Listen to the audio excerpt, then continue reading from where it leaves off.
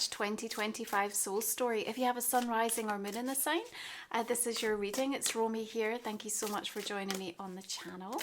We're going to open up this month for you with the energy of the Ten of Wands. Now, there is a power surge coming in March, so that's definitely going to help if there are aspects of your life where you are feeling incredibly overburdened and almost at a point where you're nearing the finish line for something and it just feels like you're not sure if you've got much more to give a situation. Now, we're going to open up March with Venus going retrograde in Aries. So for the next 40 days, 40 nights, as it moves through Aries and back into Pisces on the 27th, we are going to be getting to know ourselves at a much deeper level. And Venus offers us choices through these retrograde energies. So I want you to think back, to 8 years ago, 2016, 2017, what was going on for you? Because it's likely there's going to be some kind of a theme that is come back around again. But of course, you've changed, you've grown. So you'll be meeting that theme from a very different perspective, looking at it through a new lens. And that's everything. Now, of course, Venus retrograde can, bring a time for reflection. And sometimes things can feel like they get a little bit upheavaled, especially in our relationships. And of course, we're also going to be seeing a Mercury retrograde arrive later this month, as well as 2 eclipses. So it kind of feels that there's almost like a Pandora's box moment happening in the month of March. I want to remind you though, Taurus, that sometimes bravery can really feel like fear. It's how you speak about it. It's how you allow yourself to decipher the sensory feelings that you have in response to the stimulus of your external environment. We've got the Empress. This is beautiful for you. It just feels like if you give yourself permission, it can be a month where actually you really step into your own, okay? But I think that has to be a realization that if you are continuing to romanticize or to catastrophize any kind of a struggle, how can this be received differently? I just feel like all your power is there. You've been through enough up to this point to recognize, that you know yourself, that you have changed, that you've outgrown so many things. But what we need to be mindful of is that March has this kind of loud astrological conversation that, if we're not careful, can sort of trick us into believing that we're not as far forward as we are, or that we're going backwards. And back spinning planets can be super helpful, because at times they can just bring things in towards us without very much effort on our part. And that's where I really want you to sit with the Empress energy. If you can be mindful that there might be a lot of kind of chaotic discordant energy around you, but what you can do is sit in this place of almost allowing yourself to receive what's showing up, then it's far more likely that you're going to be in an empowered position. And I think that really matters, because you have a lot to consider, but you also have a lot to say, right? So when Mercury shifts into Aries on the 3rd, I feel like for you there's just something about what you're ready to say no to, actually, where you're ready to just call it and say, like, enough, like, not doing this again, this is not happening, this is not for me. And it's maybe taken a little while to get to that point where you've been ready to actually express that. You've maybe been thinking it inwardly for some time. But there's something about the way the universe is maybe being a little bit provocative, through the course of this month. And you just actually reaching a point where you finally had enough. The universe so often meets us not at the height of our struggles, but right down in the depths of the most full surrender that we have. And it's often when we're working in an energy of the Ten of Wands that we do reach a point where we're just kind of like, okay, I'm done, enough. And that's important. So we've got our Empress energy coming in that is also reminding you that this month, it's not about consistently worrying. That can be like worshipping the problem, right? This is about a month of seeking solutions, because the solutions are coming. And actually, the eclipse energies are going to be super beneficial for you in terms of what they reveal. So we have on the 13th the lunar eclipse coming in, full moon in Virgo, same day that Mercury will station retrograde in Aries. So, you know, you're going to have to release the need to sort of micromanage situations, and, you know, also where the self-judgment or the criticism or judgment of others is also impeding your progress. You know, it's just getting you caught up with stuff that is really, it doesn't matter. Like in the grand scheme, in the big picture, it really has no relevance or resonance for where you're going. And your Six of Swords is just you claiming this sword of truth and just going like, I know what my journey's meant to be. I know the rite of passage that I'm on, and I just want to move away. I want to move away from the struggles, from the situations, the experiences, the energies, the people. And remember, like when eclipse energies happen, like the revelations can come in so like powerfully and at times unexpectedly, but we can have that huge wake up call. We can have that realization that dawns on us that's just like, this isn't working, or, you know, I need to do something different and I need to do it now, or it happens to us.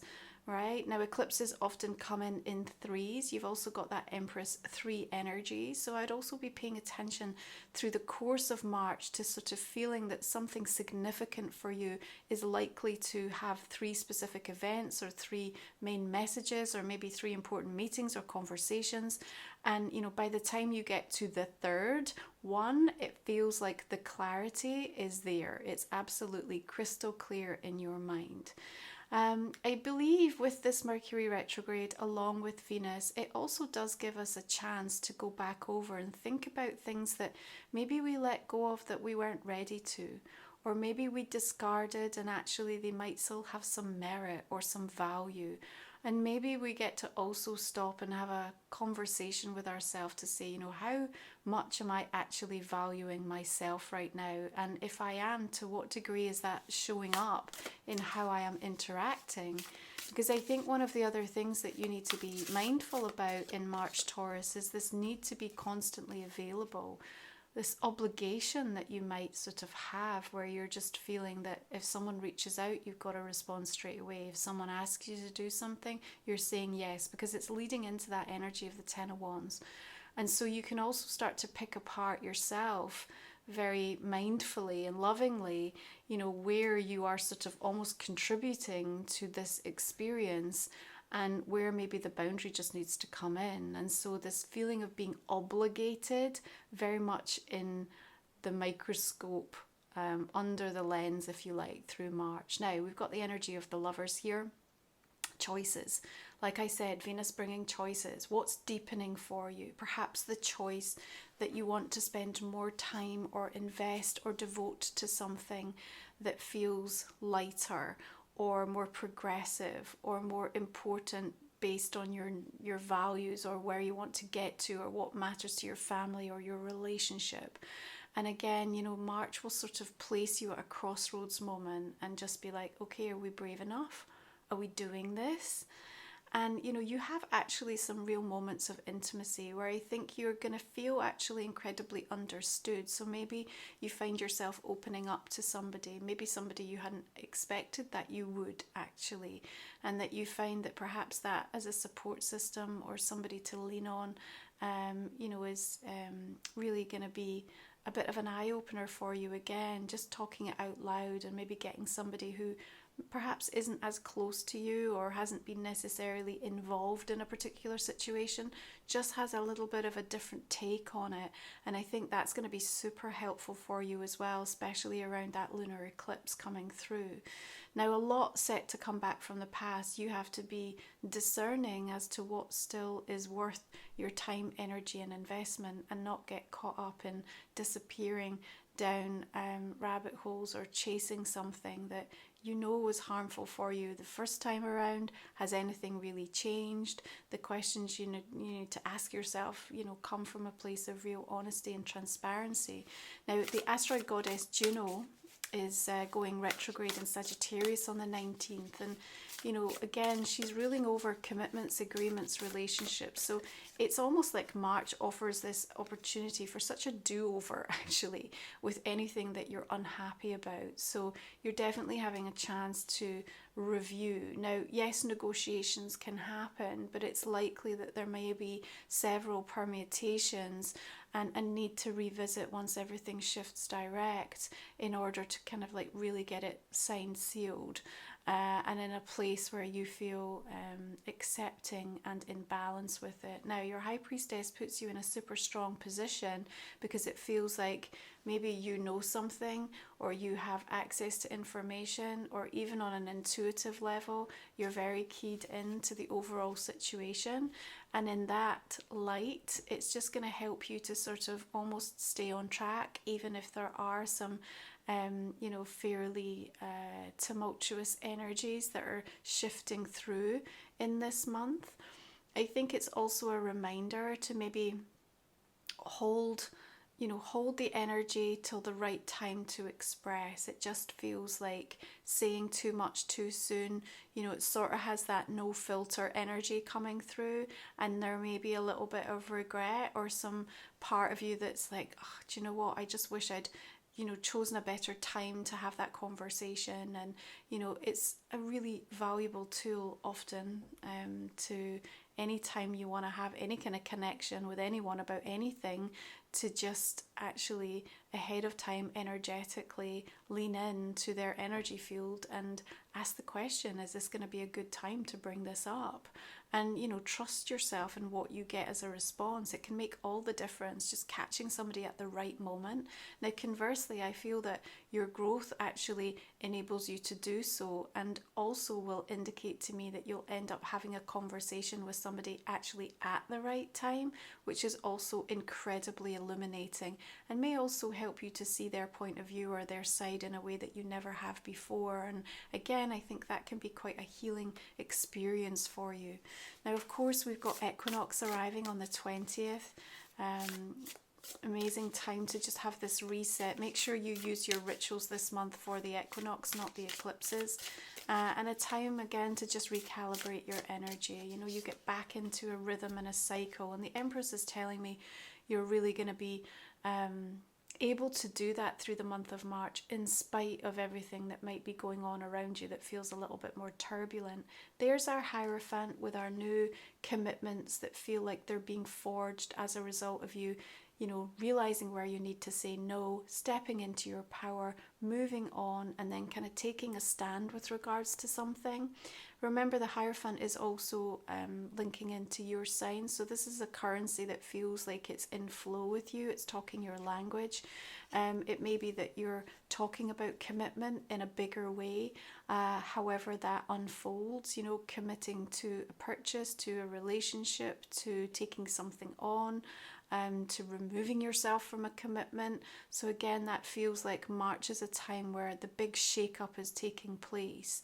And it's a really important month. You know, you're going to look back and realize that, like, in a way, the stakes were really high, although thankfully in the moment it's not always going to feel that way, otherwise the pressure would be on. But you know, you're going to have this energy where at times you're going to have to understand that it's you feeling brave, not fear speaking here, right? Of course, the solar eclipse also arriving, new moon in Aries on the 29th. And I think there's a realization at this point for you that actually I want this. Yeah, there's a total sort of moment of like, okay, we're doing this. And if I want this, what does that mean for everything else? So again, it sort of helps you to look at things in a very different light again. And, you know, we're also by that time have both Venus and Mercury shifting into Pisces from Aries in their back spinning. And so, you know, maybe there's more of an access to be able to sort of find that heart-centered and, you know, sort of emotive exchange, I feel, that hits the right tone. But we want to temper it, because I feel like you'll be, there's almost like a, gosh, it's like a wildness that sort of takes hold around that solar eclipse. And you might feel a bit wired, so be mindful of that. You know, like I said, these power surges coming in, and you know, maybe the body's tired but the mind is just like going crazy, or the body's super restless and your mind is tired. Like either way, just try to lean in and really listen to what it is that you need in that moment. Other big news, of course, is Neptune coming out of Pisces and shifting into Aries. So, you know, you're going to start to feel into, you know, just how that energy is going to want to work with you before it sort of fully shifts into the sign from next year. So, you know, new themes to bring up. And I think this energy of sort of combative, like how we deal with the conflict, both inner and outer, how we direct the energy when we feel quite motivated and charged. And, you know, you want to be a rebel with a cause, right? You want to know where you're heading and where you're trying to direct this energy. And so there's this feeling toward the end of the March that a lot is going on, but you're going to have to try to not contain, but just be mindful of where you're focusing your energy. Otherwise it gets really scattergun and it could really deplete you, and it could end up, you know, having you feel a bit dazed and confused and incredibly burnt out. Okay, now if you are new to the channel, the last 3 cards we look at in my extended reading, we talk for another 30 minutes or so. You're going to get a personal and a relationship card also. And you'll find the link in the comment and description box underneath. I hope you'll join me. It's a way to support my channel. I really appreciate it. We are going to look at some clarifiers now for this reading and see the direction that we're going to want to take this for you. So beginning with the 10 of Wands, there's our Queen of Pentacles, 7 of Wands. Definitely feel like there's some sort of challenge that you're wrestling with through the course of this month, but you know, this energy of being able to come to terms. 3 of Swords and the Tower. Okay, Page of Swords. Remember, like eclipses, it's, you know, quite usual for me to see a lot of Tower energy showing up through eclipse season. It's often like the breakdown to sort of have the breakthrough, you know. And like I said, remember, the universe will often meet us at our surrender, not at the height of the struggle. So therefore there's something intrinsically kind of being asked of you to almost like let go. Yeah, we've got another 10 of Wands there. There's something that is weighing heavy on your mind right now. King of Pentacles. So if you are new to the channel, or if you are a regular, please take a moment to check out my website, romywiser.com. You will find all of my sacred titles. You can work with my oracle deck, my new journal, my book, MUSINGS, all 3 harmonized together and just support you in your journey. You're going to find ways to work with me if you're looking for a personal reading, and also other products, my Goddess and Angel Reports, and Sacred Soul Support membership. So check it all out over on the website. Make sure you sign up to the newsletter. Okay, so we've got Alchemize the Ache, Eclipse Revelations, Karmic Cause and Effect. We've got Vortex of Boundless Grace. We've got the Equinox. And there we have Queen of Air, Light Language. Beautiful.